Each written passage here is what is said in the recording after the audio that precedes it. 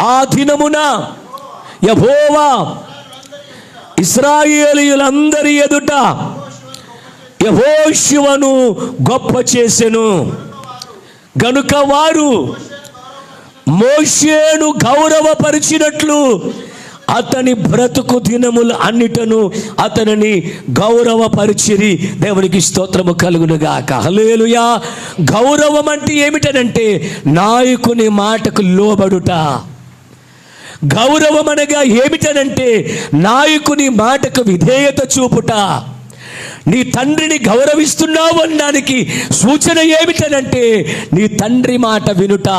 నీ తల్లిని గౌరవిస్తున్నావు అనంటే అర్థం ఏమిటనంటే నీ తల్లి చెప్పు మాటను నువ్వు అంగీకరిస్తున్నావని అర్థం.